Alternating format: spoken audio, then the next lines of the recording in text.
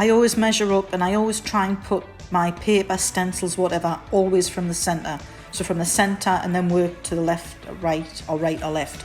So now I'm just getting the wallpaper ready. Also, the center of this pattern, the fleur-de-lis, I want to try and get that in the middle of a shelf so that the shelf isn't cutting it off. Now there's 2 shelves in there, so there's 3 sections, and I was just trying to position that because I could see a little mark where the shelves were, so got a rough idea.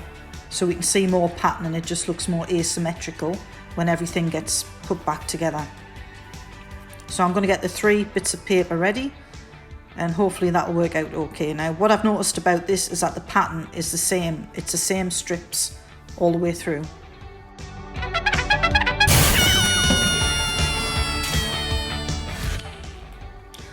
Oh no, I have just ripped the paper. I really can't believe it. Neon there, gone. So I'm now trying to see if it'll fit. No. So check the pattern, it's repeating. So all I have to do is move it to the edge. So now I've got to remeasure. So luckily it was diverted. So now I've just got to measure to make sure the pattern's more central. And as you can see, it's going on there, and the rip is now out of sight, out of mind. It's just one of those things that happen. I'm used to wallpapering, you know, upright onto a wall, not used to doing it down on the bottom. You tend to get these mistakes, but let's just keep going. So now the centerpiece is going in, and I'm just checking to see if it's all going to work out, and it looks like it is. The paper's going on.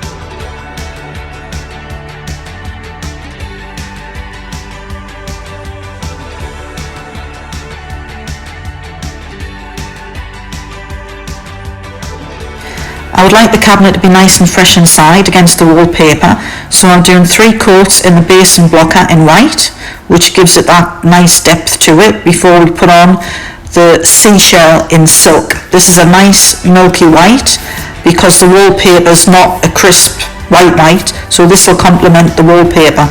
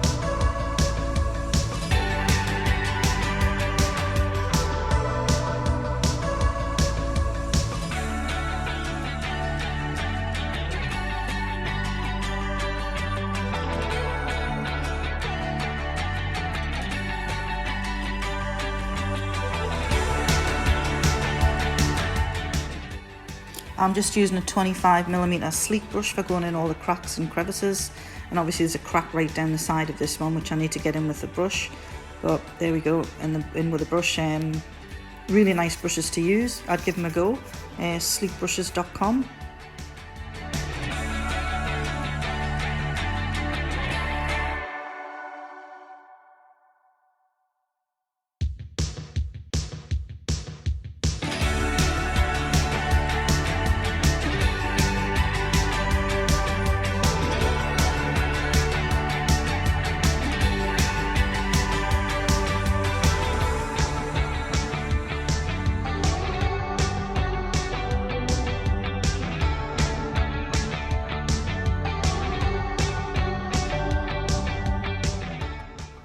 Again, I've started from the centre with the wallpaper, and I've tried to get the fleur-de-lis in the middle, and it just so works out that when the hutch is put on top, the wallpaper is seamless coming all the way down, the pattern joins in, and you'll notice it in one of the end shots. I'm just so pleased it worked out. So always start right in the centre and work outways.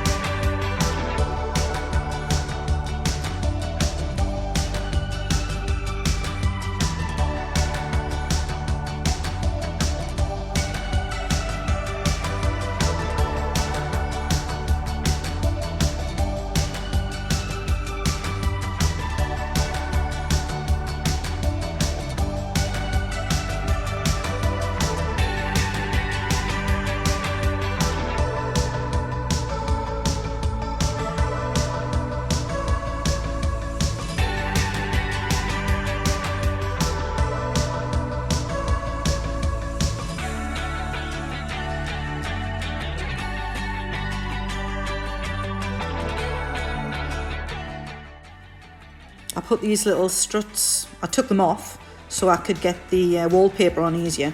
I didn't have to cut round them, but these are what actually hold the two drawers in place. And it was only 2 screws on each one, but it was well worth it taking them off to get that wallpaper in. All those little things help.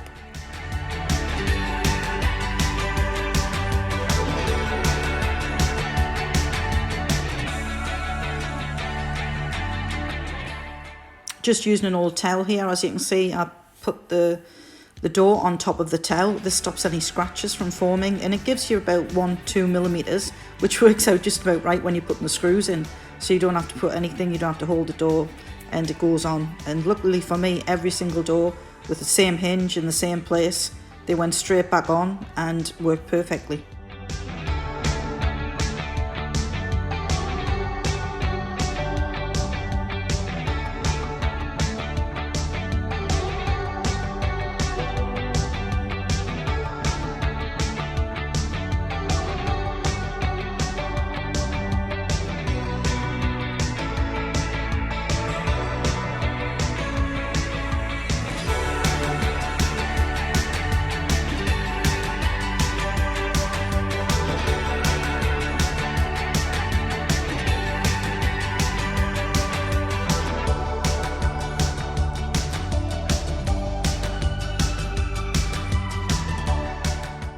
I'm now putting the original handles back on. I cleaned all of these, gave them a really good clean with the lemon and myrtle cleaner, and I put them down and sprayed them with satin gold, just one of those spray cans which has got primer in it and top coat. You get them from Bunnings in one of the cabinets, just a spray can, and it'll last ages, and they come up really well, so I'm really pleased I kept them and used them.